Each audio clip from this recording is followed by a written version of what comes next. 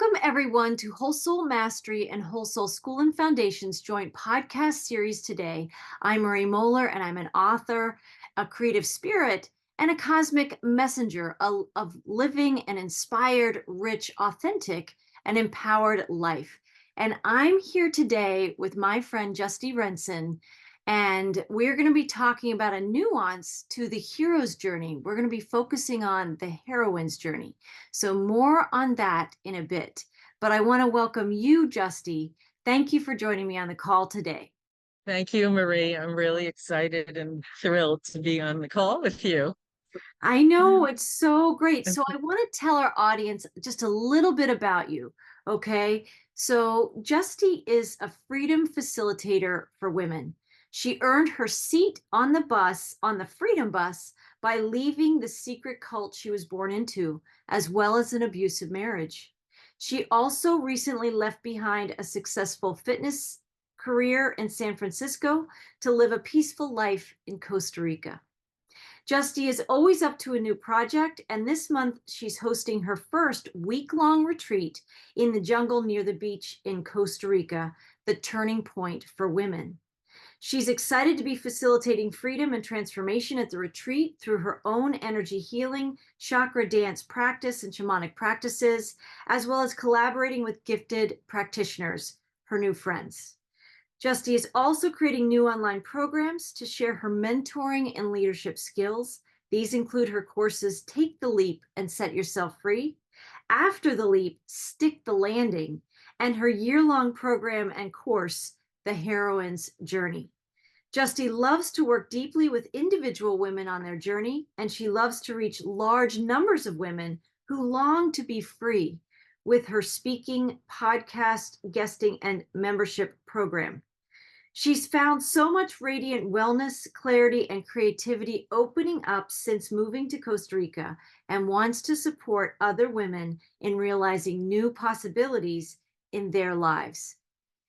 That is so empowering, and you have much life experience to share with our listeners today. For both of our audiences, Whole Soul School and Foundation, Whole Soul Mastery, and the people you coach and teach.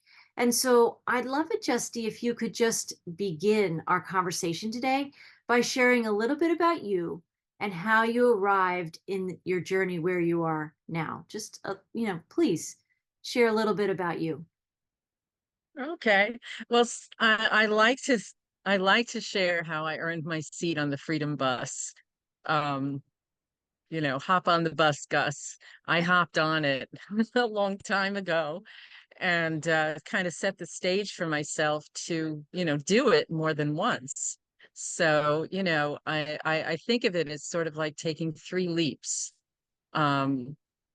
Though I did go through a heroine's journey crisis even before that happened. The more I examine this, I'm like, you really went through something pretty big in the 90s. But anyway, I'll just talk about the 3 leaps that I took that I feel kind of earned my seat on the Freedom Bus, and to be kind of uniquely situated or qualified to, usher women through getting more free in their lives, changing their paradigm, changing their mind shift around what they're free to do. So the first one you referred to in the bio was that I came to a turning point and a breaking point with the religious cult that I was born in, which I did not know was a cult. I thought it was the only true teaching. It's called the light. I was born out of the womb. I landed in this thing and thought it was the truth. All my parents, my relatives, my friends, except for the friends I met in school, they were all in that. And I was taught that it was the greatest privilege that anyone could have. I was a spiritual seeker from a young girl, so I just drank in everything that they taught us. And they taught us that we were on a journey, actually, interesting, that we were on an individual journey to perfection of many lives, and that I had to eliminate all of my character defects, my passions and sins and all of that. I had to adjust all my karma And this took many lives, possibly thousands of lives. So it was pretty daunting, for a young girl, but I took it on. I'm gonna be as close to perfect as I could be. It was a lot.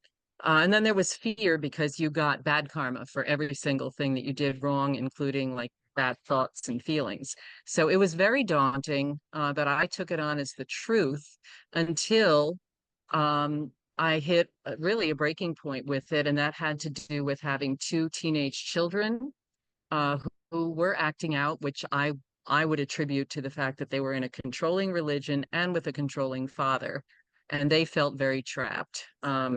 So they were acting out with drugs, alcohol, cutting school, etc. And it came to a family crisis.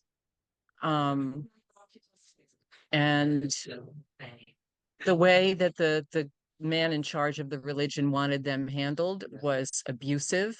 It was child abuse, and my husband was willing to do it. He was willing to follow it, and I fell apart at the seams because my son picked up a baseball bat and said, "You are not going to belt me," and they started to fight and swear, and we had never had any physical fights in my house other than little boys, scuffling. So it was a true crisis for me, and I was powerless to stop it. I understood that I was actually frozen, that I was not able to like intervene or stop this in any way. So it was a breaking point, it was a turning point. That was in 2001. No, that was in 1999. And it took 2 years. It took until May of 2001 for me to actually break free from this thing, and which I did do. I In the space of 2 weeks, I told my ex-husband that I couldn't do the marriage anymore. And we didn't do marital therapy in those days because that in the light, if you needed marital therapy, you just went straight to the guy named Joe who was in charge, and you got counseled in his living room in New York City, and whatever he said you had to do. So that wasn't working for me. That whole routine did not work. I didn't have any safe space or person to share with within the religion, because anybody that you shared with was obligated to go straight to the top and tell him what they learned. So, unsafe space, right? We know. So basically, I broke free. I told him I couldn't be married to him anymore. And 2 weeks later, I told the new head of the religion that I was not coming to meetings anymore, and I just couldn't do the light anymore.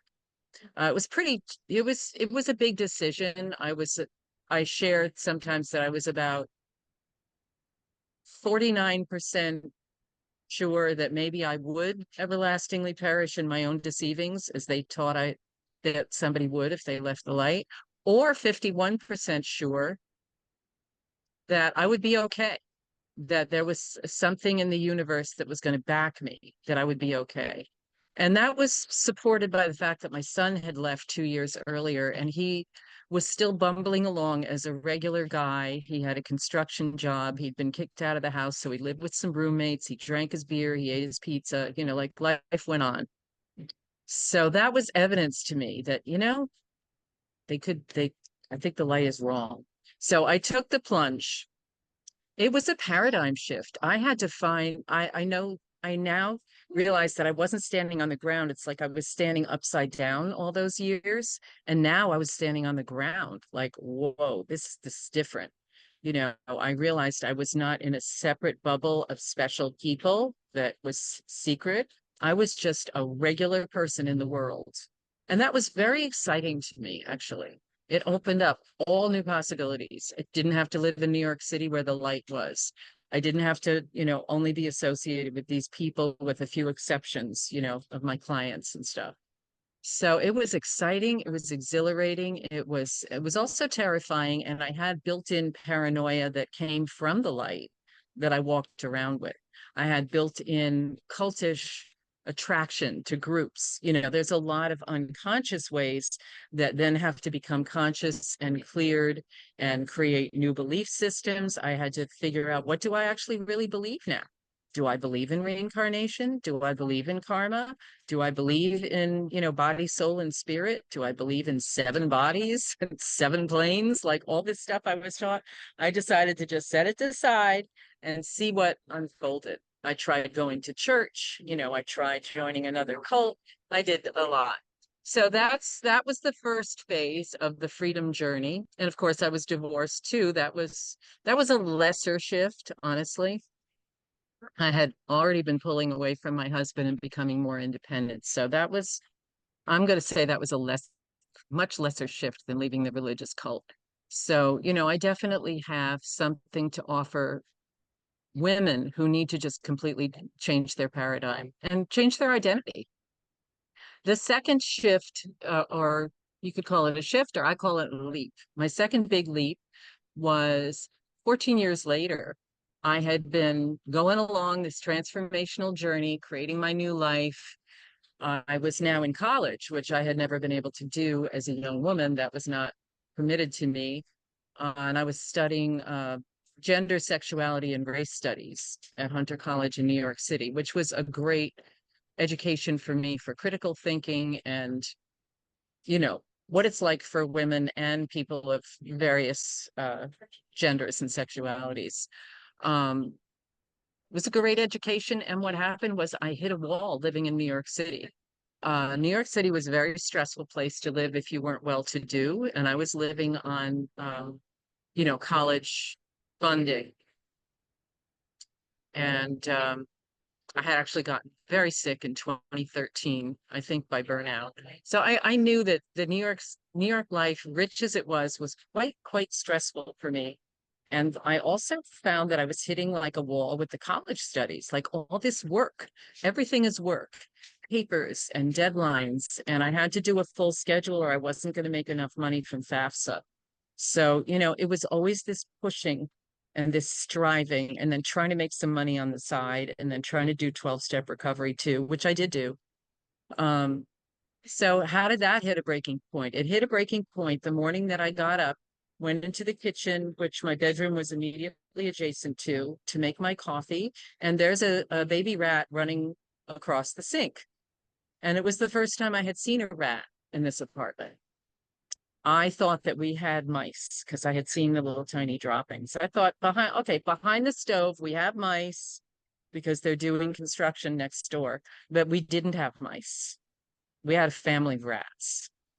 That was untenable for me. And then the very next day, my roommate saw another baby rat.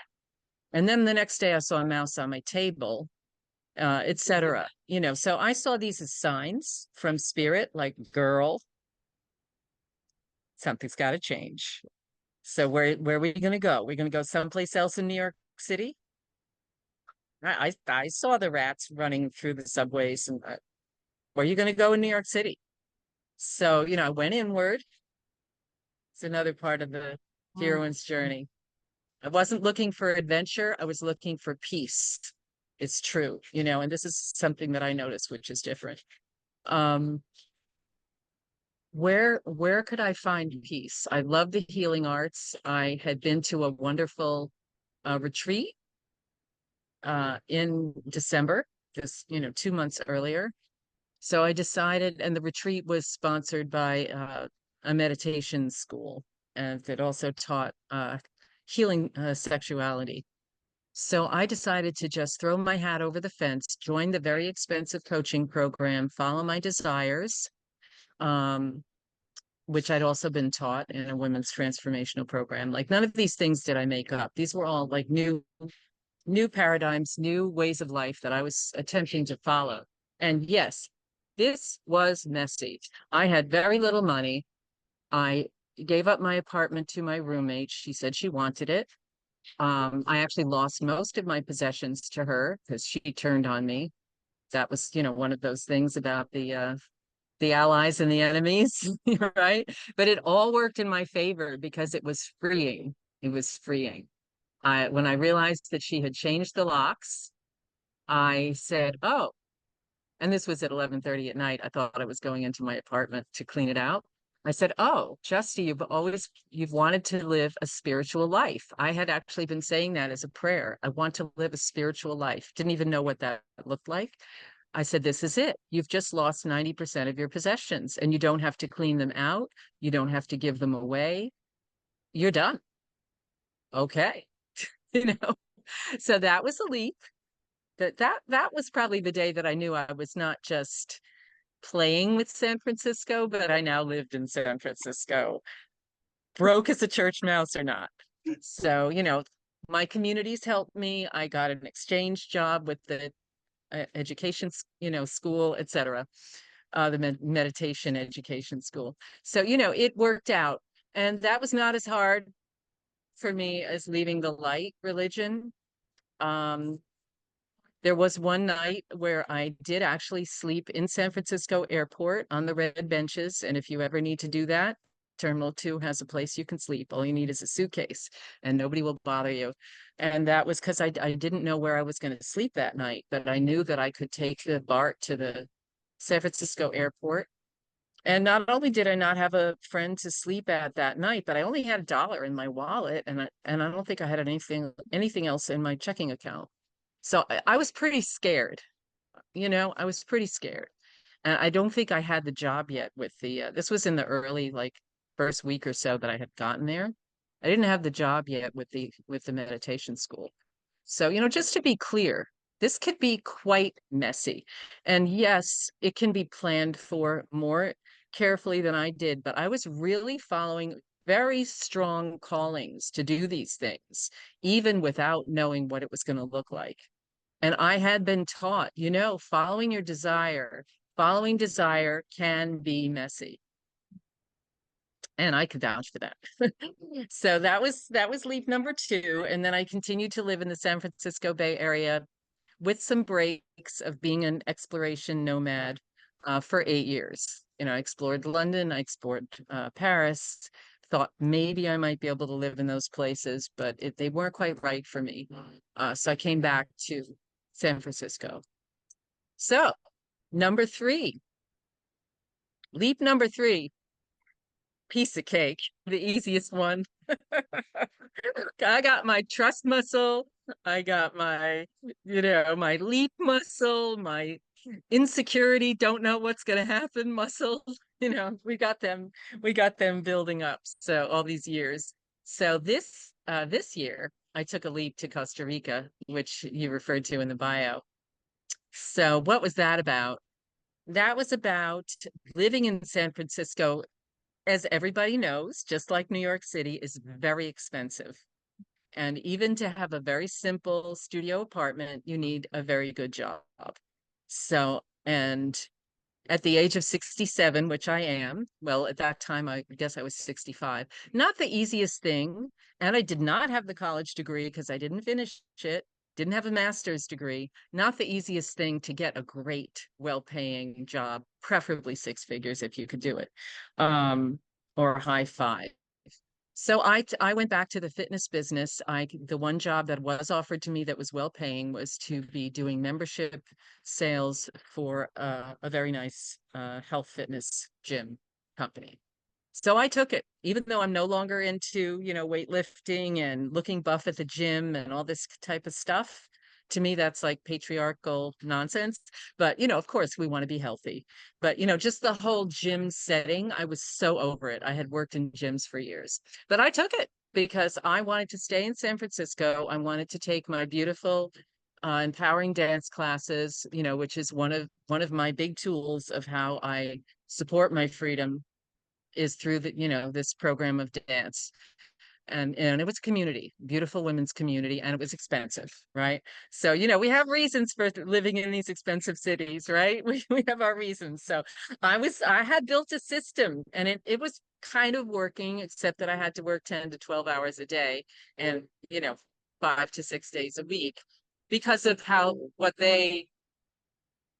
because I was workaholic so much at that time. I had worked on that, but just because that's what they required for the job. They wanted you there to make sales and, the sales goals. We know about all that stuff. And that would have been all right because I had a very nice boss. I liked him. He was a doll. But the powers that be took him away one morning, and I had a new boss, and I felt really unsafe with him. I was like, whoa, this man feels dangerous to me. I don't feel that I can trust him. When I looked in his eyes the first day, I was like, oh boy, I don't like this situation. I don't feel safe. I don't feel supported. I don't know what he's going to do next. He is smooth, and he has a, big smile with white teeth, but I don't trust him an inch. And that intuition was pretty accurate. He was brand new to the company. Nobody knew him. I was the first person to work for him, and I was the only person working for him. So I discovered it. Part of my heroine's journey was that I discovered that this was a bottom for me, and my intuition was right. So it took a few months, and I got to a turning point with that. I took an exploratory trip to Costa Rica because my dear friend had lived there for 3 years. During the lockdown, she was stuck in Puerto Viejo, Costa Rica. What a place to be stuck in. She moved a little bit within the country, but she actually stayed here where I am right now for 2 years and fell in love with the people, the community, the the sea here, the healing arts, the music, the dancing, the sweet people that live here, etc. So she kept saying for 2 years, 3 years, Justy, you should come down here. You're going to love it. So finally, I got my buns down here. Didn't even come to Puerto Viejo. We went to the West Coast and explored the Nosara area, which is also lovely. But I realized this was for me. But this was another one of those turning point moments. When you have these things that go into your head, and you're like, "Ooh." I was in the Uber going from my apartment to the San Francisco airport. Had my suitcase, just one suitcase that day, and I was like, "Wow, what if you never had to go back? Wow. What if you just went to Costa Rica and kept the visa and never went back?" Oof. And of course, I had left the New York apartment and possessions, and somehow that worked out. So I just had that thought, and it stayed with me during the week. I shared it with my friend, and it started the brainstorming process because I actually didn't have a way to do that and take care of myself at that time. And I wasn't willing to just be broke and do that whole thing again. But I took it back and I said, what if, you see, I knew that Social Security income would kick in March because I'm old, as you already know. That's the benefit because now I could have steady income, not enough to live in San Francisco. I can tell you that much, but I did my research. And so I said, could you work for Mr. E for 6 months until this kicks in and then, fly the coop? Yes, I can stand working for him for 6 months if I know I have an escape and I have a plan, and I can work on that plan for 6 months. And that is what I did. So from that sort of turning point in the Uber, and maybe another turning point before that when I realized I got to get out of here. This is not safe. And I knew that corporate would back him, not me. Whenever there was like some sort of disagreement, I knew that. And there was more than one little subtle disagreement, and I wasn't represented in any way. So I had a couple turning points, but this was the leap, and the leap was to happen in the end of April. And I supported the leap by going to a gold and silver conference, which was part of my support system for how I was going to earn money online.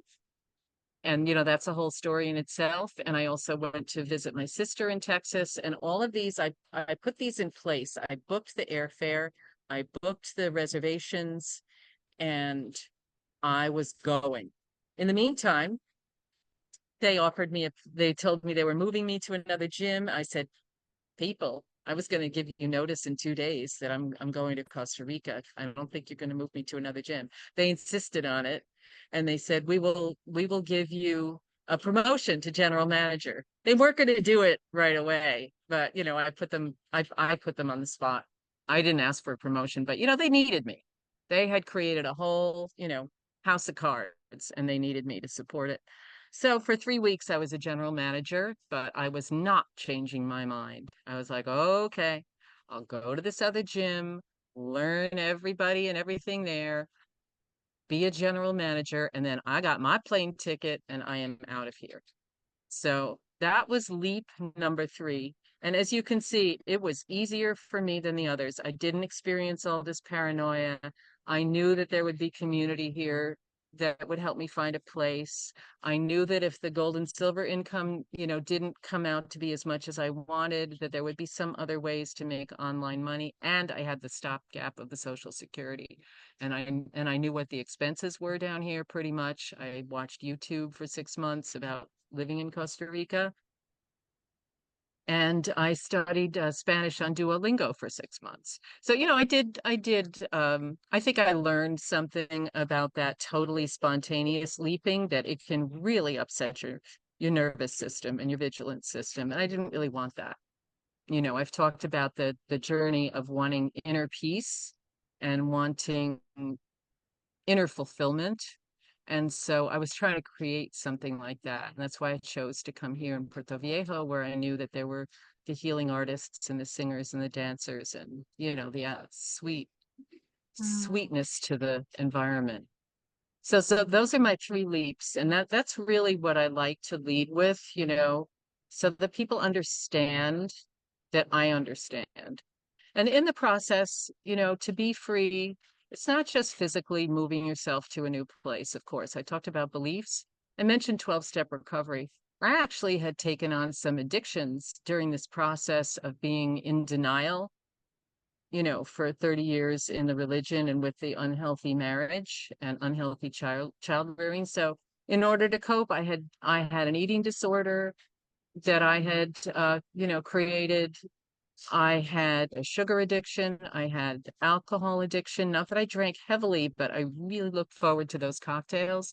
I had a caffeine addiction to drive me, right? And to treat depression without medications. Because I still stayed with my upbringing of not taking like antidepressants or things like that. So I used caffeine. So I had quite a number of addictions and codependencies. So I've actually been in 10 12-step programs. It's a little bit unusual, but I'm not alone. So, people who have addictions can know that I am familiar with that too. And I'm clean off of all those things. That has given me freedom. I am not chasing the next candy bar, the next cocktail, the next cup of coffee, the next, sex partner. I'm not.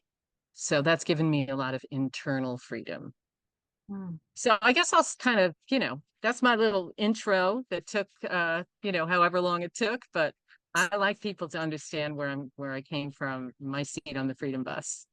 Oh, wow, Justy. I mean, you have made many leaps, and I know you just spotlighted the 3 big ones. And we talk about on a lot of my videos and in some of the podcasts that we often don't go on one hero's journey or heroine's journey, as we're going to talk about today. We go on many. We have many story arcs. We have many adventures in a lifetime. And what is so profound in your story is what I hear if I take all the bits and pieces of what you share with us already, is that your authenticity was your ticket on that bus to freedom. Your willingness to seek the truth and to do it and be real with yourself, right? Even if you felt like you had cognitive dissonance or you didn't know which was the illusion, if it would, what was it, 51% or 49%, right? Right? Am I going through the gates of hell, or am I stepping actually into the ultimate liberation of what I've always desired, every soul desires? What's so beautiful is that each time you were, it sounds to me like real with yourself. If you were in a challenge, you were real with it. If you were in an addiction, you were real about it, right? And there's something, just that authenticity, just hearing your story and you being so authentic about it and sharing. People get that with you when they come to your retreats, when they have coaching with you, when they connect with you, it's so empowering in a world where people have been wearing so many costumes for so long, so many masks for so long. It is refreshing to be with people who are willing to talk about the different journeys and story arcs that they've been on, the lessons they've learned, and how we can pass on some of that wisdom and things that are working now, right? Things that can help people take those leaps in their own lives. And so I know obviously a focus for you is empowering women, right? Because that's so much of what you have been mastering this lifetime. And we're going to talk about the heroine's journey. I want to share more about that and give you an opportunity to share some of the things that you have put together for this conversation and for teaching others about these lessons in the journey. But can you speak to, and you've kind of talked about it in your leaps, but can you speak to what is it, that you find most fulfilling, most meaningful about working with women who may be in the boats that you have already previously described? They could be in a religious cult. They could be experiencing an addiction. They might be trapped in a marriage, trapped in a job. Your life experiences speak to a lot of the ways that people can feel incarcerated and stuck in their lives. So I just thought maybe you could speak to, what is your greatest pleasure and what is so meaningful for you to work with women in the ways that you do? That's a great question. I find that witnessing their heroine's journey and their becoming more and more free layer by layer. It may not always be a big leap. I mean, there's usually a big leap, but then there's all these layers, right? Witnessing it and being part of it, holding their hand through the jungle and over the obstacles, and as they go through maybe a dark night of the soul, like holding their hand and being with them over the long term is extremely fulfilling for me and brings tears to my eyes when they kind of come out the other side of something. Sometimes it's coming out the other side of a really hard day. Like I got a call last night from one of the women that I'm coaching. We had already spoken for an hour earlier in the day, but it's just a regular check-in call. But then something happened where she actually was violated and she texted me she needed to talk. So we talked. I mostly listened for another like 45 minutes. And then she came out the other side empowered. She said, and I know, she said, and I know the truth, the real truth, because she had been journaling and talking about her like paranoid fear that was coming up. She said, I know the real truth is that I'm going to wear whatever I want to wear and I'm going to walk however I want to walk. And I'm actually not in danger right now. And it's like she stepped into her power. And I didn't tell her to do that. So, I mean, I hinted at it, but I don't tell, right? I ask questions. So to be with her and then to come out at the end of that conversation, she was in her power. That brings tears to my eyes. That's like one conversation. The similar thing could happen over a 3-year period. And then we look back and see, wow, look where you've come. Look at how you're setting boundaries now. Wow. That is just so fulfilling for me. It's just so fulfilling for me. I can't get enough of it. That's my new addiction. I can't get enough of It's a it. beautiful one, if we can call it that, right? And, addicted to empowering women.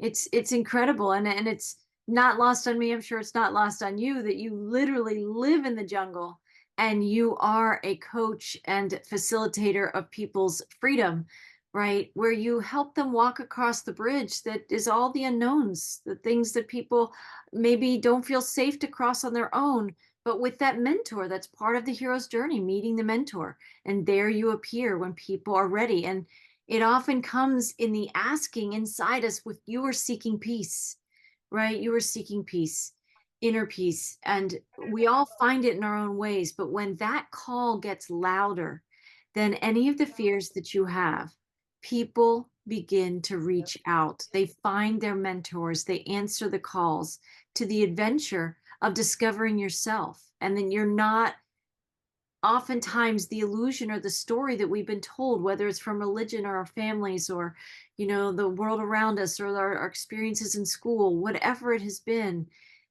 In my experience, a lot of this 3D matrix couldn't possibly mirror to us the amazingness that we all are, right? It's not designed to mirror to us, right? Our greatness, our talents, things to be celebrated. No, it seems designed in many ways to tell us how we don't fit in, what's wrong with us, what isn't working, what we don't have, those kinds of things. And so, for somebody to have the experience where they allow themselves the authentic experience that you talked about so beautifully in the moments of your leaps. I love it when you talk about being in San Francisco and your suitcase is packed, your one suitcase, and you have this epiphany like, what if I never went back? That is such a beautiful, authentic insight that you did act upon. And I'm sure if it didn't align, you would have explored other options. But the fact that you could let that in, that's a beautiful illustration right here of, I think, what you so incredibly do for the people that connect with you. And anybody listening who wants to connect with Justy, will give some information at the end of how they can reach out to you. But it's so beautiful because a lot of people are questioning. This is a time where a lot of our values are coming up. They're being squeezed in the world, the economy, the inflation, so many changes going on, and quite at a rapid pace. So it's so beautiful if people would allow those things to bubble to the surface and not judge them and admit to themselves, I'm not comfortable with this new boss. Listen to that intuition. Or the roommate that locks you out of the apartment that you didn't expect you had to get out that fast, right? That was even going to happen to you. But if you could listen to what those messages were, I mean, that's amazing. Those are like avatar-like skills. There's a agility, there's a nimbleness to your journey, not without struggle, not without some hardship, but that each time, instead of lamenting what you lost, you found a way to step into what was calling you forward. And that is so beautiful that I think you bring that to women. And I'm sure men listening to this podcast as well can take a lot of gems from what you're sharing as well, because some of these things are classic aspects of the hero's journey. And then I love how because you have had the heroine's journey experience in your life, that you are specifically, that's what you're offering to a lot of your clients. And so maybe with that, what I wanted to do, I'm going to share my screen for just a minute, because a lot of people that listen to the messages that I share on a regular basis, I've been focusing on the hero's journey with Whole Soul School and Foundation for years, since at least 2018. There's a whole archive of messages there that Lacey Frazier and I co-created together, from her experience in the prison system, working as a clinical psychologist and taking men on. It was a men's prison, taking them on the hero's journey there, and also other guests that we have had on over the years. So there's a treasure trove of insights about the hero's journey there. But for people who are hearing this podcast for the very first time, don't know about what the basis of the hero's journey is, so we can then also speak to the heroine's journey that you're going to share with us, Justy. I was just going to share my screen for just a moment, and we are going to speak to the heroine's journey. But I wanted to just review briefly. Joseph Campbell is the person who really packaged this classic, like centuries old journey that we all, as souls incarnated on the planet, go through. It gives us a language and a context for a lot of the things that we face in our lives. And as I said before, we often don't have one hero's journey. We have many over our lifetimes. But the 12 steps of the hero's journey, as identified by Joseph Campbell, they are: number 1, the ordinary world; number 2, the call to adventure; 3, the refusal of the call; 4, meeting the mentor; 5, crossing the threshold; 6, tests, allies, and enemies; 7, approach to the inmost cave; 8, the ordeal; 9, the reward, seizing the sword; 10, the road back; 11, the resurrection; and 12, return with the elixir. There's so many elements in Justy's story that she's already shared. As I read those stages, I could feel, There's so much that you brought to life just in sharing your journeys. And then I have this slide that we can refer to if we need to. I'll just have it. I just wanted to share this, that these are little definitions of each of the 12 steps of the hero's journey that I'm not really going to go into right now. But there are very identifiable stages that the hero goes through. And you don't have to worry if like you're in step 2 and you instantly find yourself in step 5. Like it doesn't have to be linear, right? We bounce around a little bit in the hero's journey, but in understanding it contextually, conceptually, it helps to know that there are these stages, that there is a progression. So we all want to feel like that resurrection and that returning with the elixir. And that's kind of what I feel in your story, Justy, of what you're sharing, that you've been on this journey, you've, mastered this many times, and there are always new calls to the adventure, right? We will all have them. And this is kind of how we want to feel, right? We want to feel that empowered energy. We want to rise and answer the calls to adventure that are showing up in our own lives. And so maybe I'll stop my screen share here, Justy, and I'm going to pass it back over to you, because you have, obviously, we're talking all about the hero's journey, and you have a framework for the heroine's journey. And I'd love for you to share that with us and with our listeners today. Thank you. Thank you, Marie, and thanks for recapping Joseph Campbell's hero's journey. I've learned more about it since listening to you and Lacey, and it's really been giving me even more juice about this reflection recently. So, yeah. So I want to say a little bit about the heroine's journey, a little context to it. I just recently created my version, my conception, and my experience of 7 stages of the heroine's journey. And I also have 7 keys to freedom for women. Like 7 is kind of a magic number for me. And I'm, of course, not the first person to teach about this. And so I did get a chance to listen to some interviews with a wonderful scholar and psychotherapist named Maureen Murdoch, who wrote a 1990 book called The Heroine's Journey. And she does teach quite a bit about separation from the feminine, going into the masculine, the whole world of being successful, in the masculine system, and then disillusionment with that, going into the feminine, and then a reunion of the masculine and feminine within the woman. It's a very interesting, and she's very articulate, and she created 10 stages, which I've paid attention to. So that has fed me a little bit in what my experience is, and that was whatever, almost going on 30 years ago. And then I had an experience in 2014. I was in a deep transformational women's course. It was an advanced course, really, called the Creation Course, given by Regina Thomasauer, who some people know as Mama Gina, but I call her Regina Thomasauer because Mama Gina to me is a little bit belittling. I mean, yes, she's lovable, but she's extremely astute and outrageous and wise. So she had us do an experiential workshop on the courtesan's journey. And we reclaimed the courtesan, who has been thought in more recent years as just like a glorified prostitute, right? We reclaimed the power and the power of the courtesan. So we were assigned to create, a review, reflect on our own courtesan's journey, and then to act some of that out for our fellows. So, I did reflect on that, my courtesan's journey, and my stepping into my feminine power and getting in touch with my feminine energy, and, being a goddess, being a priestess, being, different powerful figures of the feminine. So, I had an opportunity to, and then I've known about that in the last 10 years. I haven't talked about it necessarily, but it's in me that I know I'm on this journey and that I honor it, right? So that's a little bit of the context. So now this year, Justy's version of the heroine's journey, in my take.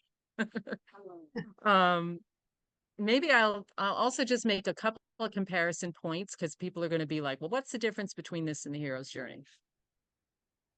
Um, and by the way, apparently, from what I hear, Joseph Campbell didn't think it was necessary for there to be a heroine's journey because he said the woman is the reward of the hero's journey.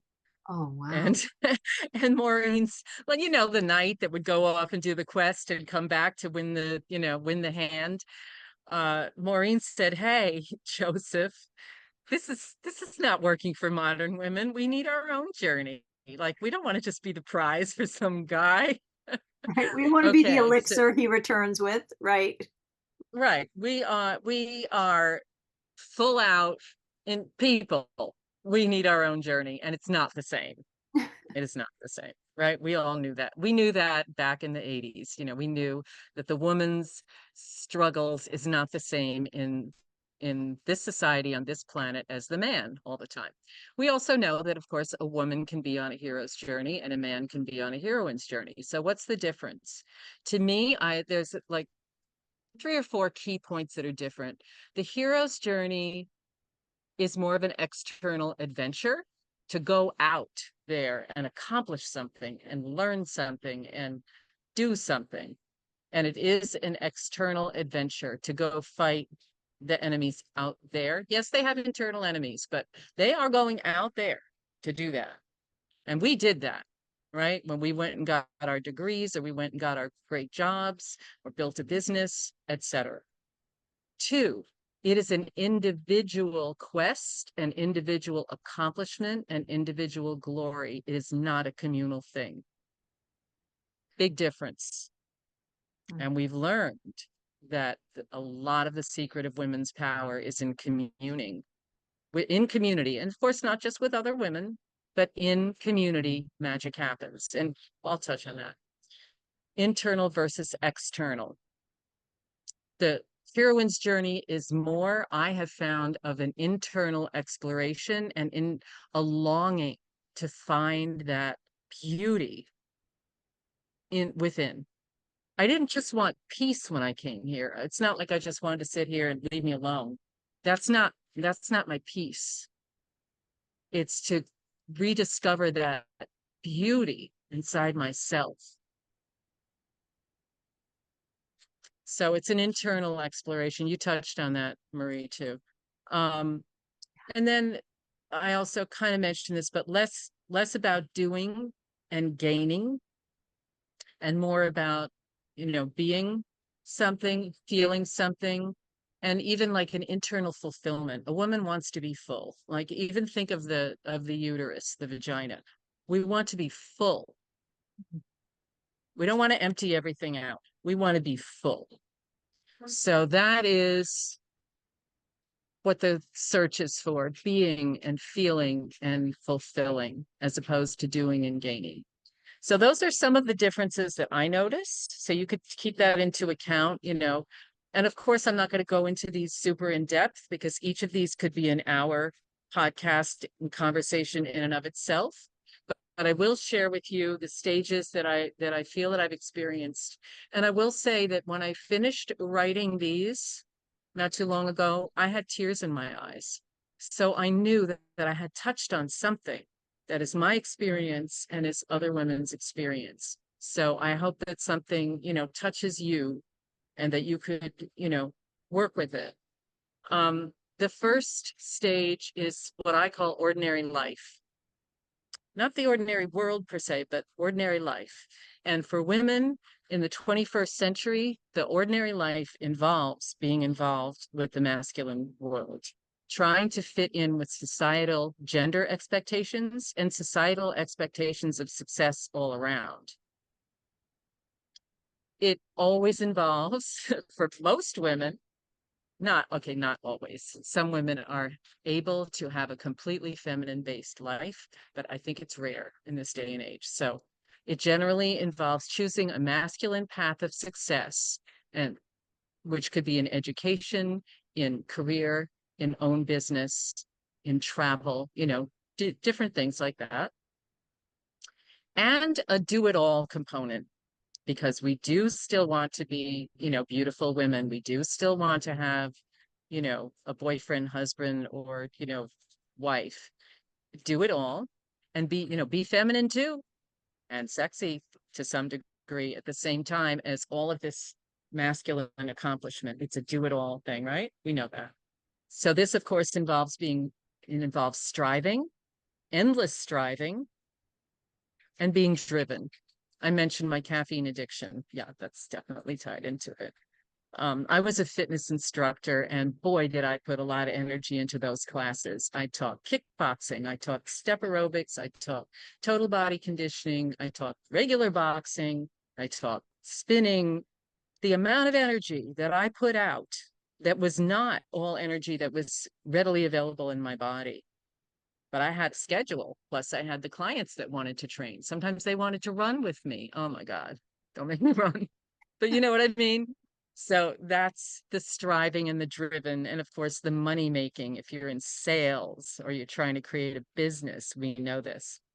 Trying to fit in with the masculine model of worldly success. It's not a model of success that's about pleasure or fulfillment or beauty, right? It's a model of masculine success, and it's totally accepted throughout the world.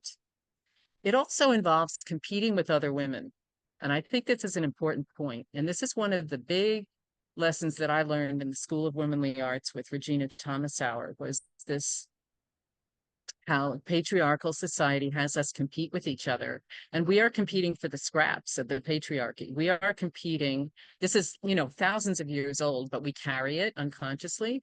We're competing to be chosen to bear the child, of the successful man, and it's not enough to go around. It's scarcity. So it's like cat eat cat, right? It's a cat eat cat world out there. Very, very sad to me. It's very sad. But that's part of, that's part of ordinary life. It's part of ordinary life. Number two, stage two, this obviously can hit a wall, and that becomes what I call the dark night of the soul. Of course, I didn't make that term up, but I went through it, let me tell you, and more than once. There is going to always be a dark time, and it may be longer than one night. It might last 6 months, right? And we are going to experience some of our dark emotions, extreme rage, extreme grief, feelings of betrayal. And we must feel those, that there is so much power there, and we must be authentic, as Marie mentioned, right? We have to face that. It involves the dark night of the soul, involves disillusionment with the patriarchy, capitalism, possibly the whole system that we have been in, the whole marriage and, society. Maybe it's the religious system. My religion was based on the patriarchy. There was a man in charge of it.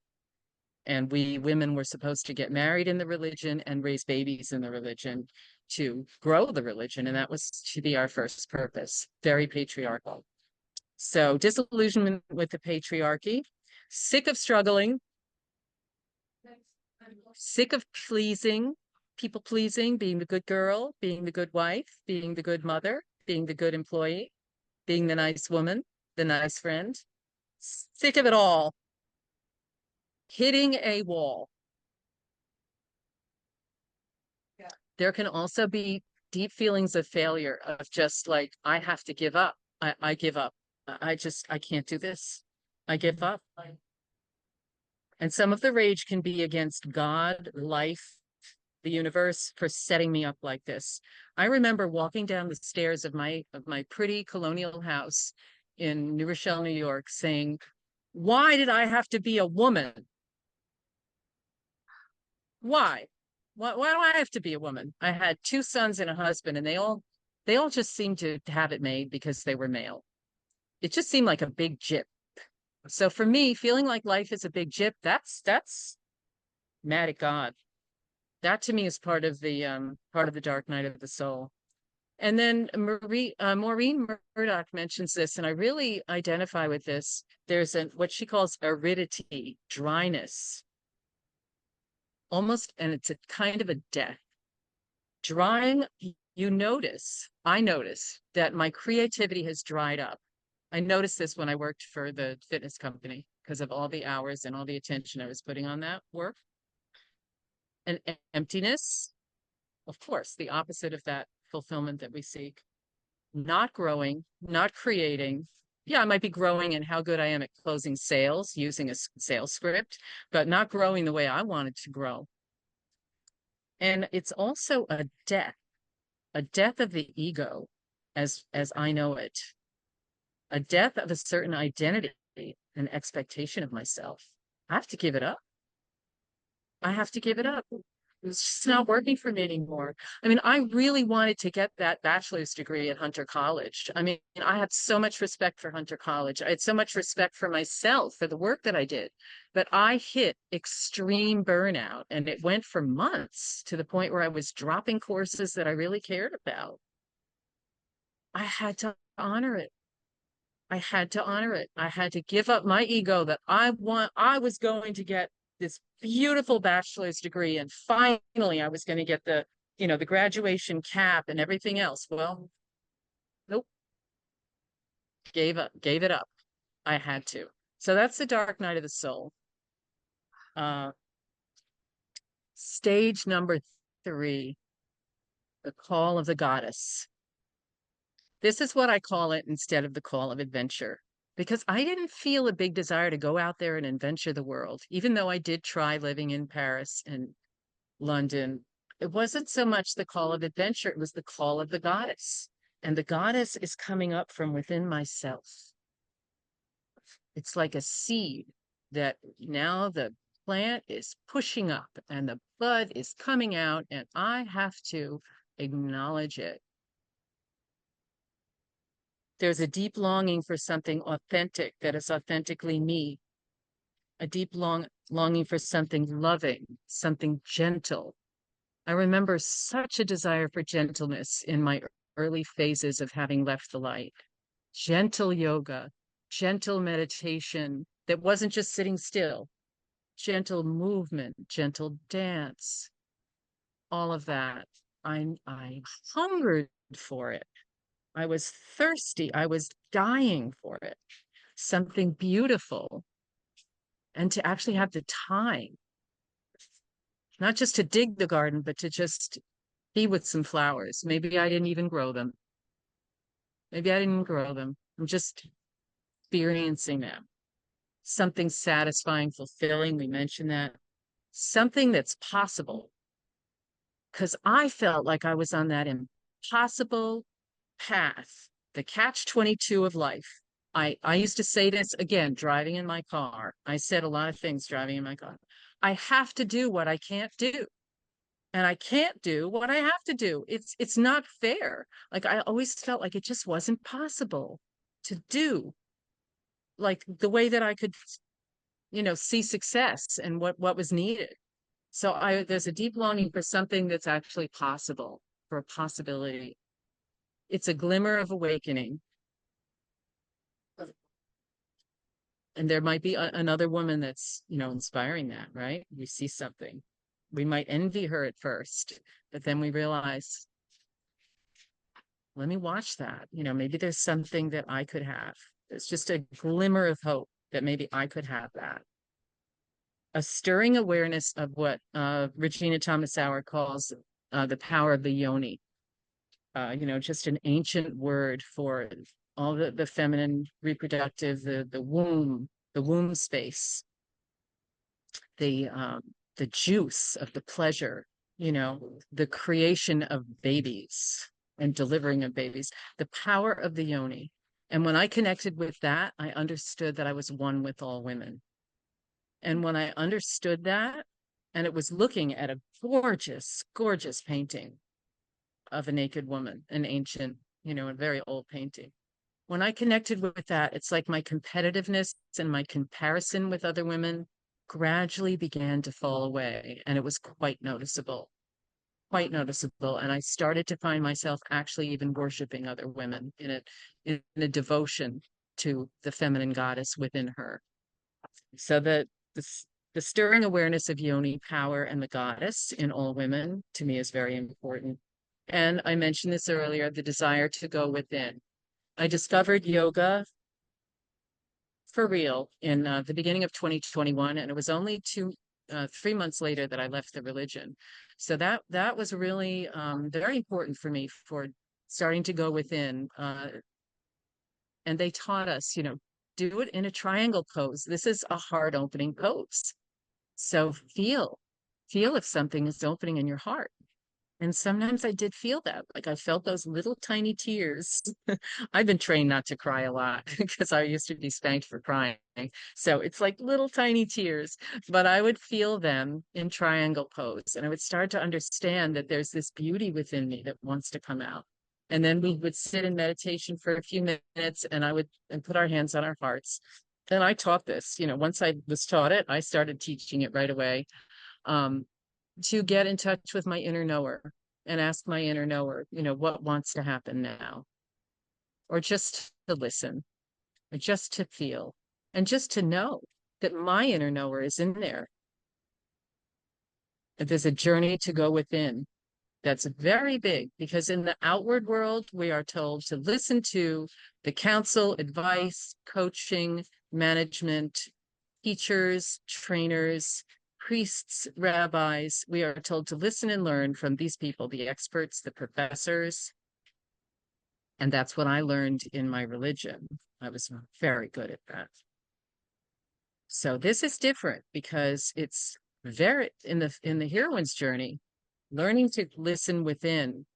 And it's not inner knowledge, it's inner intuition, that and feelings. Those are the call of the goddess, the beginning of that. Number 4, stage 4, attract the goddess mentor. Yes, we have that mentorship in the hero's journey. And yes, the heroine's journey, we definitely need it. And in the hero's journey, I know it can spontaneously appear, when the pupil is ready, the master appears, or the hero may seek out the mentor. In the heroine's journey, I believe that it's often attracted. We attract that mentor, but we might take a little step.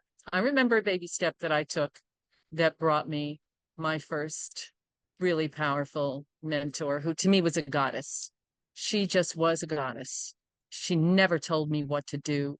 She didn't boss me around. She didn't judge me. She never betrayed my trust. She was gentle and setting an example.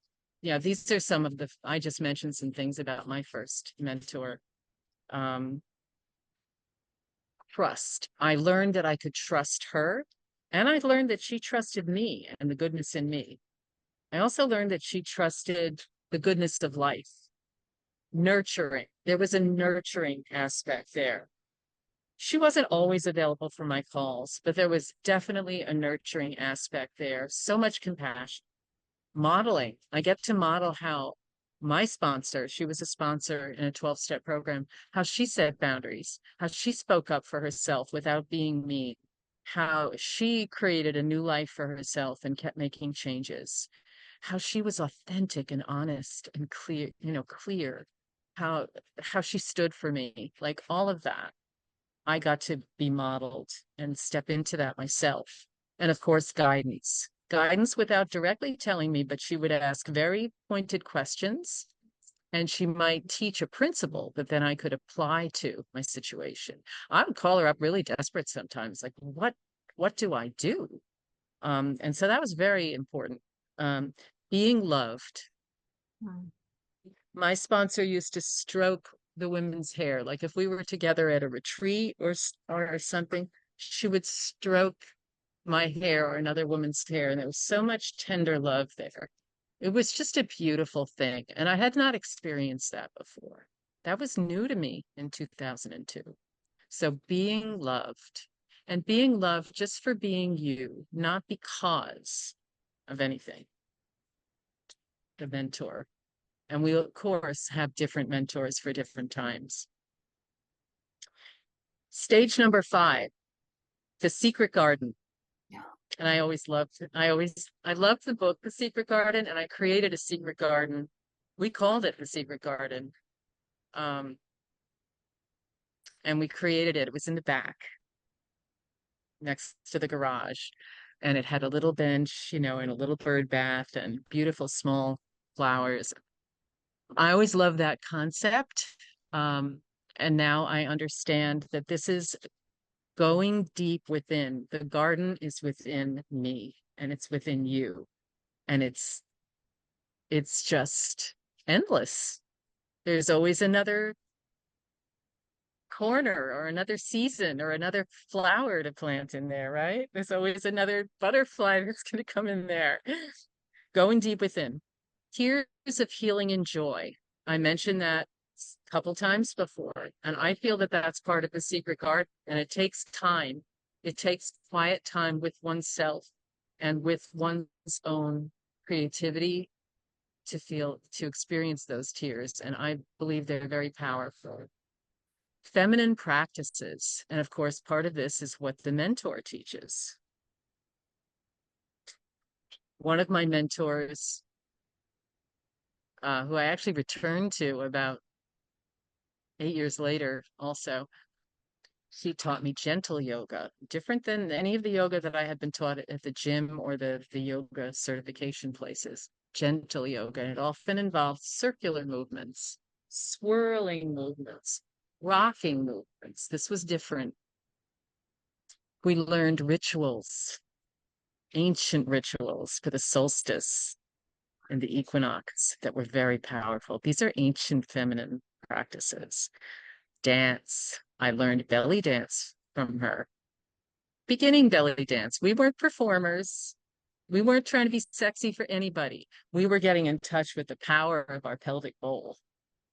So those are a few examples of feminine practices. I would put some forms of poetry in there that don't have a lot of, rhyming or stanzas, sonnets and all that. Singing that doesn't have performance-based or memorization of lyrics, such as kirtan singing, where you rise to possibly some kind of ecstasy or devotion, and it's just pure bliss. That to me is, and I know men do it, but to me, that's a feminine practice. That's completely different than being in a choir and learning the alto part. So, which I also did. But those are feminine practices. And you can keep coming up with a lot more. I know that.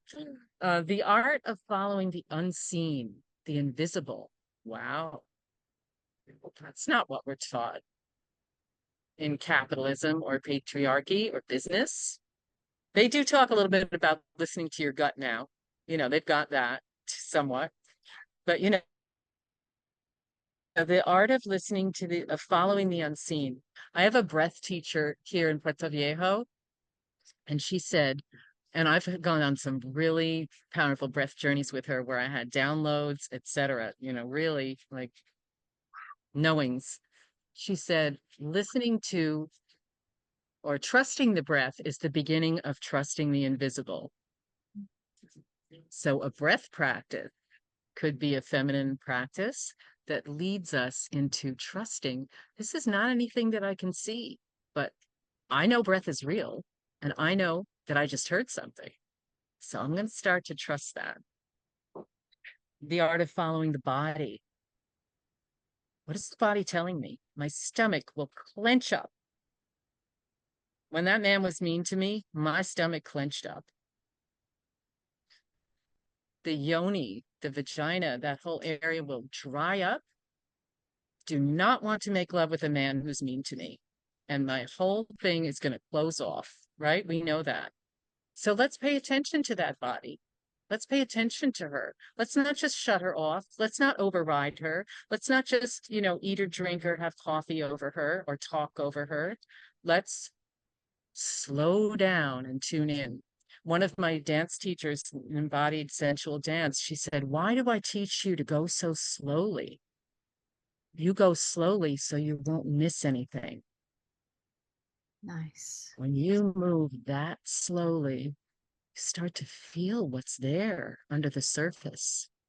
I feel profound sadness, or oh, I feel so gorgeous. Like whatever it is, that I thought was a pearl of wisdom from a mentor. Starting to honor the body as a sacred temple. And of course, I've already touched on this, but I believe that that's really part of the secret garden, honoring our feminine body as a sacred temple. And of course, a man's body is a sacred temple too. Yeah. In and of itself, the body. It's a beautiful part of nature. There's a little lizard just hopping right near me. And he's sacred too. And this was something that I believe Maureen mentioned that I actually really resonate for this. I had not thought of it before until I listened to her. So I added this to my secret garden.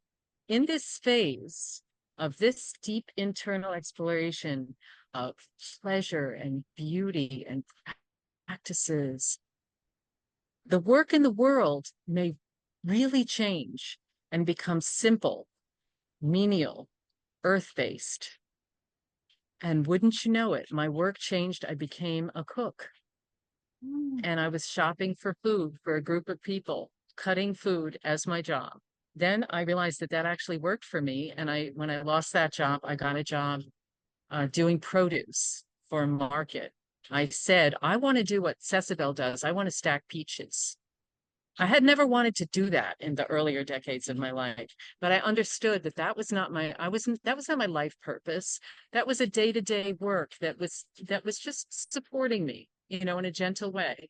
And it was something that didn't run against my ethics, my principles, and my mission in life. Like I'm all for people eating healthy peaches and vegetables and all of that. So I get to contribute to that rather than contribute to, let's say, people over exercising, which is maybe something else that I had done, or just making a lot of money, maybe, there's different nuances, but I got that, the menial, the earth-based. I had a desire during one of my dark nights of the soul to help people with their gardens, to just like try to get clients and dig their gardens and plant. And I did do a little of it. It wasn't long lasting, but it was something that came up.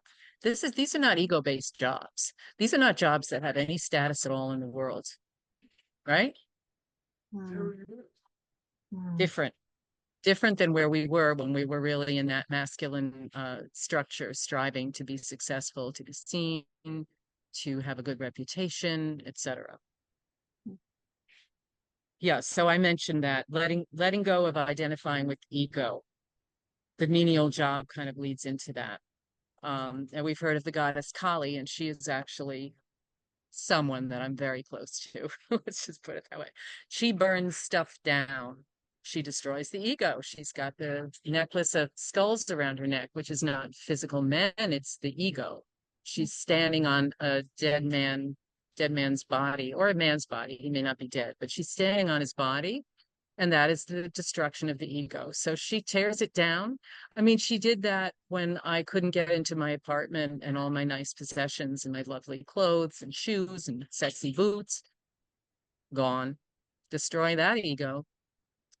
When I was fired from my very nice real estate job. Destroyed that ego. So that happens, earlier. It happens to us, but in the secret garden, I feel like we embrace it. Like we are willing to let that ego go, not just to be kicked in the butt, but like, that's not really who I am. And then there's a space in the secret garden to cultivate new dreams, new possibilities. Nice. And that takes us to stage 6, sisterhood. We've heard it takes a village. I don't think a man said that. I don't think a hero on the hero's journey said it takes a village. A village is at home, right? So we have learned that we need a tribe, we need a community. And it may be, some people don't like the word tribe because it's, taking on a term that doesn't really apply to privileged white women, but we need a community that is truly like-spirited and not just like-minded, but like-purposed. There's a like understanding there and a like support. So we need that. And on this heroine's journey, we're probably going to find a new one or create a new one. It's not going to be the old one that we had back in the day. We realize that we no longer need to do it alone. We no longer can do it alone. It's no longer effective to do it alone. And we no longer try to do it alone. We become willing to ask and seek and receive that support and to give it and to share it. It's part of that non-competitiveness and that non-comparison. All the different kinds of flowers growing in the garden, the different kinds of insects and birds in the garden, all symbiotically, supporting our system. No longer aiming for individual accomplishment. I mentioned that. We still may do it a little bit, but in the end, it is for the greater good. Like I have a goal right now to be a speaker and teacher who reaches many, many thousands of women around the world. And I've had that goal for a few years. It's not for me, Justy, to be this famous, amazing, awesome person. It is to reach those thousands of women. Like I want to reach those thousands of women and make a difference. It's just my voice is just a way, it's something that I have to share and be a channel. Alchemy and co-creating. Something happens when we create together that wouldn't have happened otherwise. It even happens in a dance class. It happens in giving a dinner party together, like the simplest things, growing a vegetable garden together, working on a farm together. Like what is created? It could be something completely new that was never done before. Maybe it's going to be a software. I don't know. But there's some kind of alchemy that happens when we join, and it's magical, and we start to get it, and we want it. We want to be part of that. Mutual support and trust, not competition and comparison. Okay, I've already really talked about that. And, respecting, admiring, treasuring others and the goddess that's in them. And the individuality of that woman is beautiful. And I said it takes a village. Number 7, stage 7, the final stage in Justy's version of the heroine's journey is the circle of life. Mm-hmm. There is no destination. And this is a shamanic principle too. We have the circle of the seasons. We have the 4 elements. We turn the 4 directions. We turn around. We face all the elements. We come back. And of course, we have the seasons. We have the cycles of the moon. We have the menstrual cycle.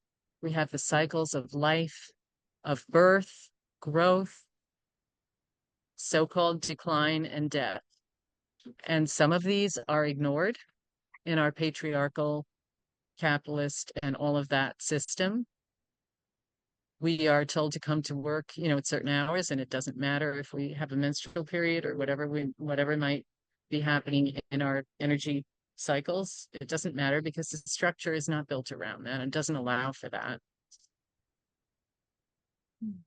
So truly, deeply honoring the circle of life and starting to reorganize my life around that.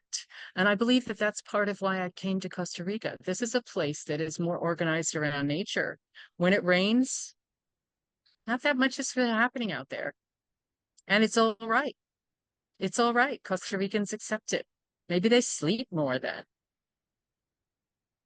We had a sound healing the other night at our pavilion. And we had, while we were listening to our Tibetan bowls and gongs and all that, we had the most humongous thunderstorm, which I now understand was like the edge of a hurricane. Thunder like I haven't heard in I don't know how many years. And it kept going and it shook the floor of the shala. And then we had lightning that was so bright that even with our eyes closed in meditation, we saw white lights and the pouring torrential downpour on top of the tin roof. So the sound healer singer, musician, craniosacral therapist. She extended our session longer than it normally is. And after, when we were sitting in circle, she said, I decided to just, spontaneously extend the session. It's raining. Where am I going now? Where am I going anyway? Like, it was pouring. Nobody was going anywhere. And that's just, acceptance of that cycle. And there is rainy season and dry season here.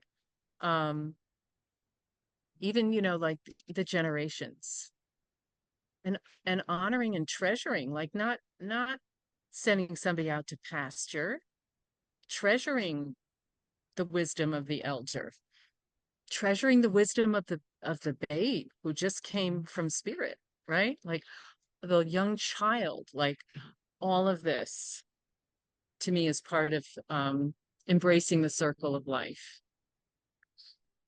Mm. Wow. The circle of life is also circling and recircling with other women on their journey, bringing other women along, ushering them through portals, holding their hand as they take the leap, helping them with the machete to cut their way through the jungle, reflecting and celebrating. And every time I do that, I get fulfilled. There's an analogy of that with in 12-step recovery, we have the 12 steps, which is like a journey. It is like a heroine's journey or hero's journey. With a surrender and then all kinds of, work that the hero does. And we do it with a sponsor or possibly a group, but very often with a sponsor. And then once we've done it, we take other women through the steps. So I have done that multiple times, and I'm now taking 4 women through the steps in one of my programs. And because of the tools that we're using, it could take 2 to 3 years. So that is cycling back over all of these stages and phases and learnings and lessons. In this case, it has to do with recovering from caffeine addiction. So each time I go through the circle with another woman, I realize even more about myself. Like, oh, wow, that caffeine really affected your marriage. Or, oh, wow, that caffeine really affected your menstrual periods when you were a young girl. Like, just all the different ways. Or you were really snappy with your child. I mean, these were things maybe I had already realized, but I just realized more depth, and not just the specifics of the caffeine, but the depth of what the woman is realizing about herself now that she is free of that drug. And it helps me to realize things about myself and my life. So that's part of, the circle is, recircling. It's like a spiral. And then gaining wisdom with each circle. Each time we go around, we gain more wisdom. And the circle is also deep fulfillment. It just keeps getting fuller and fuller. And this is in the hero's journey too, how the hero could go back and do another hero's journey, might even go to the same place or might go to a different place. But there's going to be another hero's journey, right? So the heroine too, except that it seems to be cyclical. Like we touched on some of the same things, but we're circling back and around and we're beginning a new heroine's journey. And we do it multiple times, and that's the circle of life. Just like this year, I took a new heroine's journey to leave San Francisco and come on down here to Costa Rica. I don't think this is going to be my last, unless I, croak tonight here. I do believe that there's going to be another one. I actually have had a sense of what might be next. Just this week, I mentioned this sound healing. When that thunder was going off, I heard the words going in my head multiple times. You are stepping into your power. Now, I didn't come into the sound healing asking to be shown, what's next in my journey. I just lay down and relaxed. I didn't have a mission. But that's what I kept hearing as the thunderclaps were going. You are stepping into your power. And then there's another quote that's from the movie Braveheart, which has been one of my inspirations.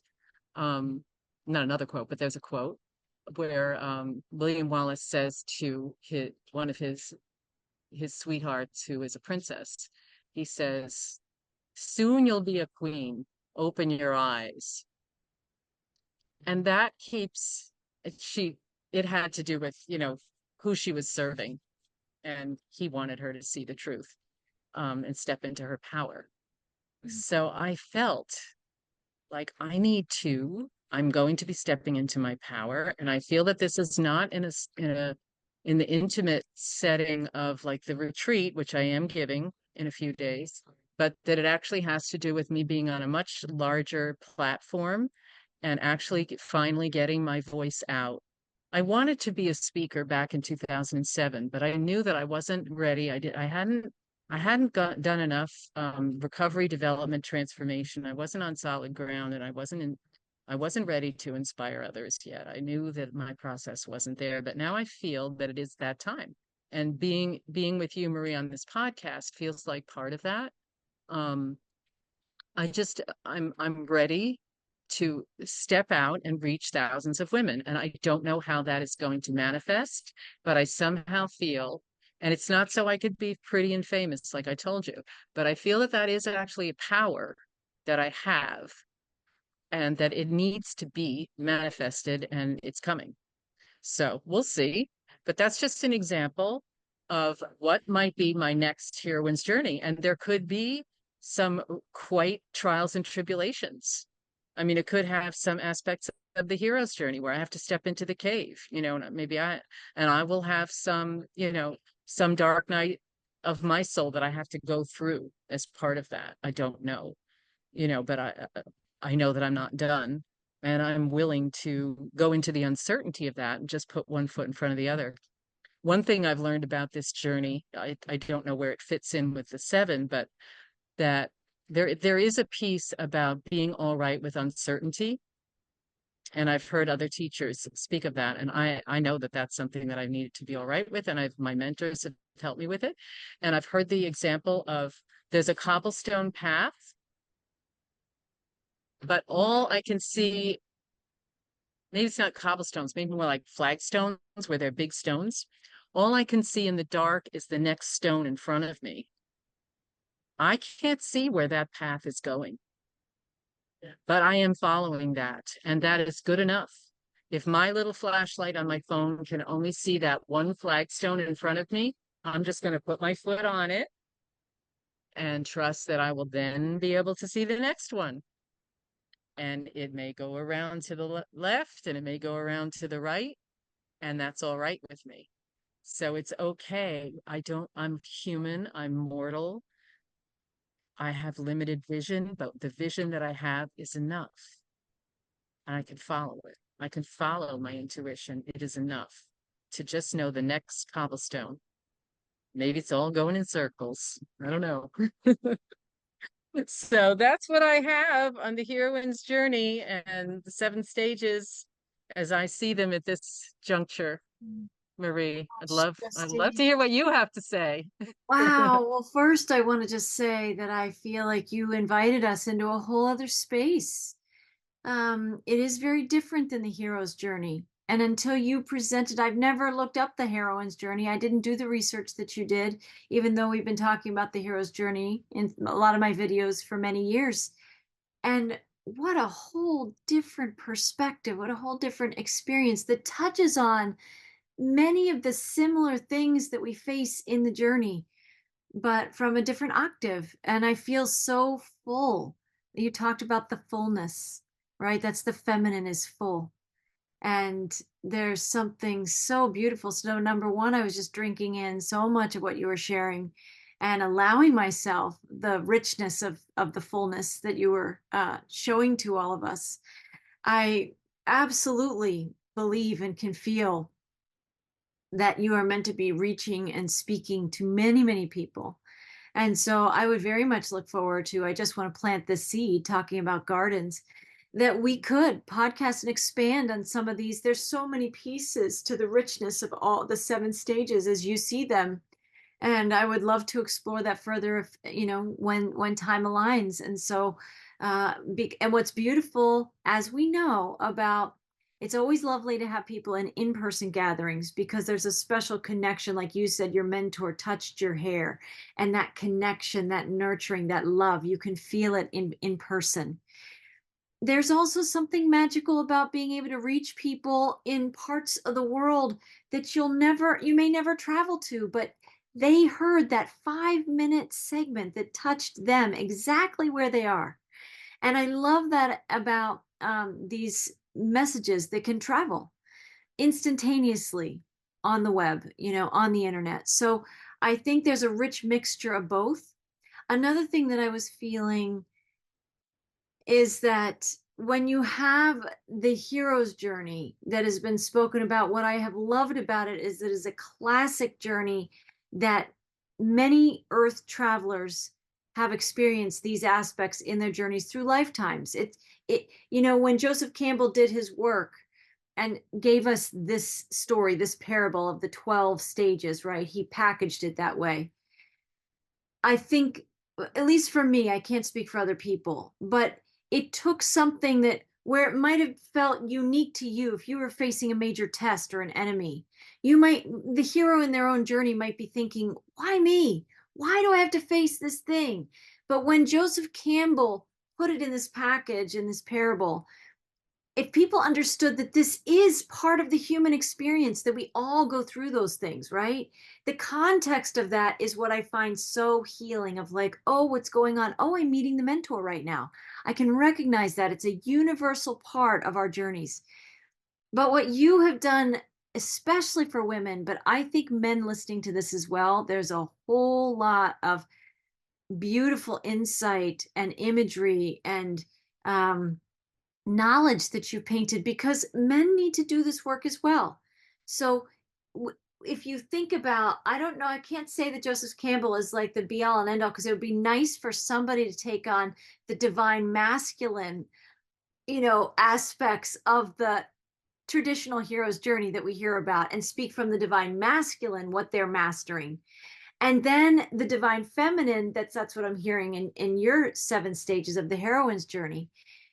And when we marry this universal, like divine spiritual journey story, it's the ascension, whatever people call that in their own lives, but it's returning, it's the return back to our divinity. And when we have the context of everybody is going through this, everybody is having these aspects of energy in their lives.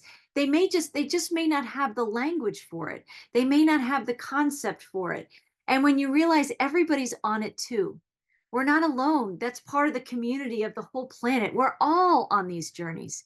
And instead of judging somebody because they're facing a major test, or somebody because they're in a dark night of the soul, we can honor that sacredness of what they're going through, right? Because we recognize the language, we recognize the essence of what they're going through, and we know the tremendous courage that is being summoned in the greatest strength, in the greatest weaknesses, perhaps, of that they might feel weak. They might feel like they lack whatever they need, but they're actually calling out their greatest strength.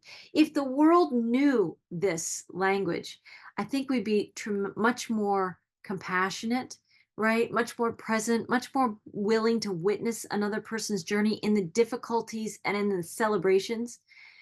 So I just feel so inspired by what you have brought through for us and given a language and so many wonderful examples, because we can all hear terms or, the names of the stages that you identify, but you brought it to life with so much richness, which I also think the feminine does. She adds in all those beautiful energetic details so you can taste it, you can feel it, you can sense it, everything. You can touch it. It's you, right? You've done such a beautiful job sharing that with me and with hopefully everybody that's listening.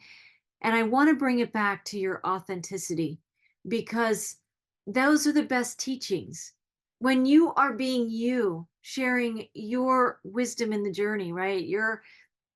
How you've applied what you've learned in so many of the experiences that you've had.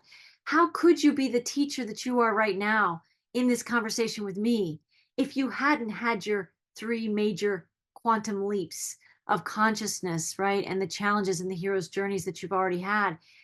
There's a sense of it's more than authenticity. It's not just credibility. There's an integrity. There's something that we can see in your eyes and in your energy. You have lived this. You have stepped into that unknown with your little flashlight and on one stone, and you can't see the next. You can't see the next one, but you're trusting. we're speaking the same language. I think I just call it the stones in the fog. You're on the one that you can see, but in the stones in the mist, you can't, but it's there, but you can't see it. And you actually have to step barely seeing the edge of the next one. You know, Not everybody is comfortable living their lives this way, but I do feel like we are made to live courageously. We are made to live authentically. We are made to live divinely in these beautiful ways. And you brought so much of that to life in your insights, in your story, and in what you have to share and teach and coach, and bring that back to specifically women, because that's who your message is. That's who you're meant to reach. And those thousands of women, I already feel them listening. This video is already can potentially travel as one shares with a friend and shares with a friend and shares with a friend. You've got to listen to this woman, Justy Renson. She's speaking to all the women who want to live an empowered life in the freedom and the fullness that they arrived on this planet to be, right? So where you arrived and were born into that religious cult, as you described it, right? There's a lot of people who are born into all kinds of circumstances that, they would say that's not what they want to be living today. So this gives a context, and it gives a language, and it gives a womb, it gives a nurturing, and a freedom frequency, really, for people to just consider that it's not just possible for everyone, it's meant for everybody. This Speaking this way, living in the jungle of Costa Rica like you are, me being able to have these podcasts and live the ways that I do and choose every single day, that's meant for everybody, right? So yeah, that's what I wanted to share, just my reflections to you, Justy. Beautiful. Those are beautiful reflections. You really articulate it well. And I'm not averse to reaching men. And I know that there's so much Yeah. benefit for men in the feminine and the power of it. And I have experience with being in courses where men are reaching for that and tapping into it. I just don't consider myself an expert in that. There are other women who are more tuned in to, how to help men with all of this, and how to interlace the heroine's journey for men. We have a lot of experience of interlacing the hero's journey for women, but we don't have a lot of experience of interlacing the heroine's journey for men. It is a very interesting field, and I'm not averse to it. I just don't consider myself an expert on it. And then there are people who don't identify with either gender. Yeah. So even the heroine's journey and the hero's journey is possibly problematic, but we're dealing with an older concept here by making it binary. But just humans, there's richness in both of those paths for humans. Yes. Um, and Yeah. I do stand for that. I stand for trans people, um, people who are, gender fluid. It's we have words that are limiting, but I really stand for them. I Yeah. just wanted to add that to it. But I love what you said. Thank you. It's inspiring. Thank you. Well, I hope our listeners have really been able to there's taken the gems of all that's been shared today. There's so many wonderful insights, and it's not just insights. If you feel everything we're talking about as a frequency and an energy, a living life force, that's what this is. That's what this is. And you are living life force, right? So um, I look forward to more conversations like this with Justy. And I was just going to ask you, as we round this out, you shared about the lightning storm and the sound healing session, and that was a story from Costa Rica. I just wanted to say, is there anything you want to share just about where you're living now in the last few minutes here? Just something like a favorite experience you've had since you've been down there this year, or something that you just absolutely love about Costa Rica that's like nurturing the heroine in you? Something from Costa Rica in your experience. Well, in addition to the weekly sound journeys, which have been really powerful, and the weekly breath journeys, which were really powerful, um, I really like being near this Caribbean Sea, which I can actually see a glimpse of it right over there from where I'm sitting. Um, it is it's a nurturing, more of a nurturing sea than the Pacific side, which is really popular for surfers, Yeah. because it's got those really powerful waves, and it's also got really strong rip tides and things like that. And which is exciting. It's exciting to be around waves. And we do have waves here. But it's also the temperature of the water is gentle. The feeling of the water is soft and nurturing. The most of the days, even with the amount of surf that there is, you can go swimming or dunk in. And so for me, it's just been a really powerful practice to like greet the goddess of the sea. It connects me with God goddess, and I've known that nature is like a really important higher power for me. Um, so having the accessibility of it and living right near it is really valuable for me. I experimented with living in a lovely town of Mexico for 1 month in June. Yeah, so I was inland, and pretty as the town was, architecture and flowers and stuff, my heart longed to be back by the sea. Um, so that was an experience. And I also got really, really sick when I was there with Montezuma's Revenge, which was like a mini Dark Night of the Soul, even after having, come down to these beautiful places. Um, it was taking me a lot longer than I thought it would to recover. And I had sort of some delusional dreams when I had a fever. So it was a very interesting, it was almost like my own ayahuasca journey, with all the throwing up and the diarrhea and everything that I didn't ask for. I didn't sign up for it, but I got it.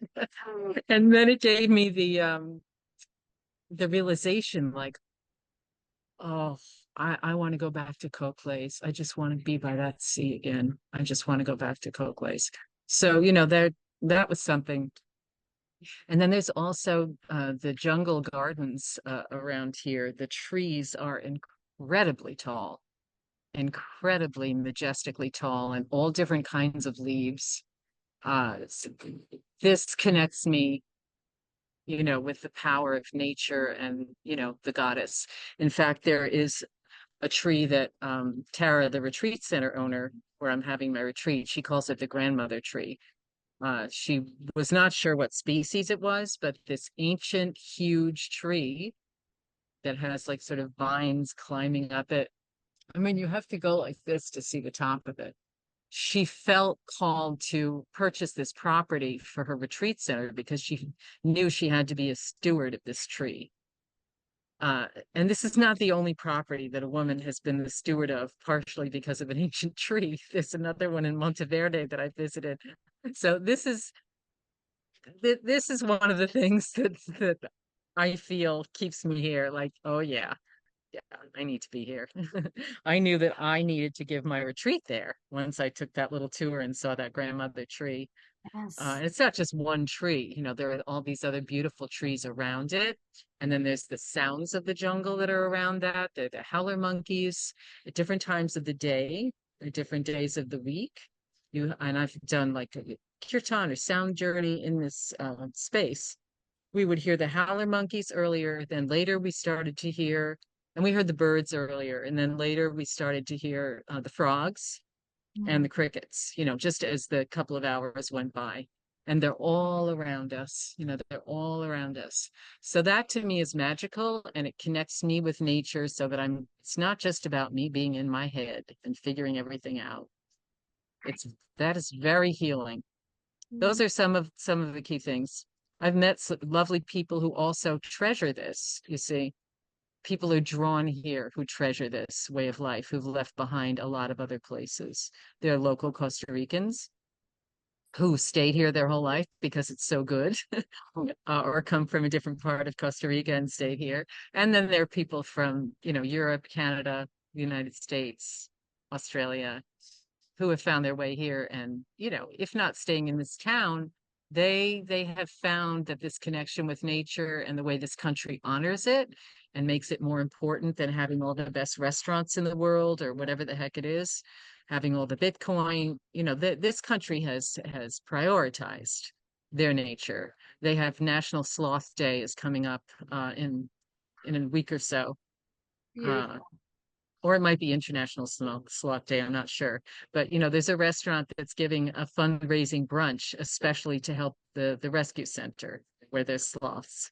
So, that's the kind of community and the kind of country that it is. So that's why I feel home. One of my sound journeys, I had one of those moments that I talk about where this thing comes in.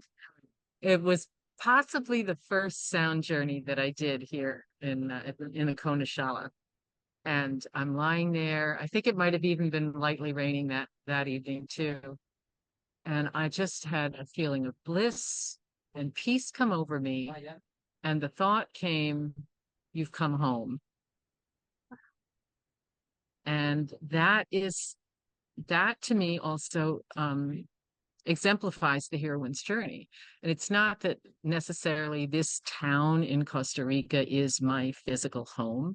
I have come home to myself because I used to do a lot of healing arts for years in the earlier 2000s. And then I pretty much kind of set them aside at a certain point and really got busy with other things. Right. I was like, oh, wow. I Mm. almost belittled them. I belittled my Reiki, didn't really think breath workshops were that great. Uh, but I did go. I did go to you know, to tried these workshops out, and there was something different about my experience here. Why, I don't know. People have said why. Is it because you're by the sea or the jungle? Is it because the people are more talented in doing these things here? I don't know. All I know is it came to me, Mm. you've come home. It was another one of those moments with those little tears. So, and it was next to the ocean. Like you can actually hear the ocean breakers also while you're in that shala. Wow. So these places mix the power and the beauty of nature and ancient nature, not just a new garden that I planted last week, ancient nature that's long standing and loved by people. And then people who honor and love that and want to celebrate it and share it, and who want to go into practices that are not the conscious mind. So all of that has come together. That's kind of the key to my experience in Costa Rica. It's not about the great food. I mean, the food is good. I buy, local tomatoes, local cucumbers, local yogurt, local eggs, but this is not gourmet cuisine that's making me happy here. It's the That's just simplicity more and simplicity. Yeah. simplicity. And thank you for sharing that. I feel like we just got just a beautiful glimpse into Costa Rica and just a smidgen of what you get to experience there. Um, and as you were talking, I felt two things, like with your home, right? And I think we're all seeking that sense of home, and it's right inside us. Because we've disconnected from it in many ways in modern culture. Uh, we do have to reconnect with it. We need to seek it to reconnect, but it's right there within you. And being immersed in the energies of the jungle and where you are, and where you have the soothing energies of the sea, the way that its energies are down there. I felt the Ram Dass, number one. I felt that Ram Dass quote that we're all just walking each other home, right? We're Oh, just walking yeah, each other that's home, beautiful. We're all right? just walking each other home. I'm going to remember that one. Right. Thank you. And I think that's what you've done for us today in this call. It's been a big part of people walking themselves home, your messages. And then the other thing it made me think of, just I haven't been to Costa Rica, but I can only imagine the colors and the frequencies and the wildlife, the nature. And I remember seeing in the last few months something where somebody had a gadget of some kind and they could actually record the sound of trees through frequency, like the song of plants. And I've heard before, like the songs of like crickets, like we hear with our human ears their sound. But I think it was a cricket song that if you slowed it way down, it actually sounded like a symphony was playing it, right? Like an orchestra was playing it. And somehow I get the sense, being where you are, you get to be in that symphony of nature and your senses much more than you could in San Francisco, certainly in New York City and many other places on the planet. And it's a conscious choice to be there. You consciously chose to take the leap and be there, and people can come and attend the retreats that you're offering one this month, and maybe some in the future. So let me ask you as we round this out, I'm so grateful for this conversation today. Where can people reach you or find more of your offerings? Well, I'm easy to find on social media, even aside from any links. On Instagram, I'm at Justy Renson, JUSTY RENSON. I'm also Justy Renson on Facebook. I'm Justy Renson on LinkedIn, and I'm Justy Renson on YouTube. And I have posted some videos about freedom on YouTube. Um, and then I do have a link if anybody wants to hop on a call with me and do a freedom discovery call and see how I might support them and where they're at in their freedom journey and their heroine's journey. Do they feel that they're at a turning point? Do that they feel that they are getting ready to take some kind of a leap? Are they in a dark night of the soul? Like, if anybody wants to jump on a call with me, I do have a link. Yeah. So the link is to book a 45-minute call with me, which I call a freedom discovery call, for you to share about where you're at, possibly on your heroine's journey, or possibly at a turning point, or a taking a leap point, possibly the dark night of the soul, wherever you might be at. And if you'd like to share and have some realizations around that, because whatever the outcome of the call is, you will have realizations. We know that. And then we can see whether there's a way that I can support you, and if we think that that's a match. But it's basically a discovery call. Thank you. Thank you Look so forward much. to it. I look forward to people being able to connect with you and to hear this podcast, and hopefully some in the future. Let's co-create some more. And thank you for sharing your generous insights and your story with us. And I want to thank our listeners. I want to thank our listeners for spending time with us. Hopefully, some of these messages reached your heart and touch you in the different aspects of your journey right now. And we'll be back again sometime soon, talking about the heroine's journey and how it applies to the experiences you're having in your life. So, blessings, everyone. Thanks for joining us today. Thank you, Marie.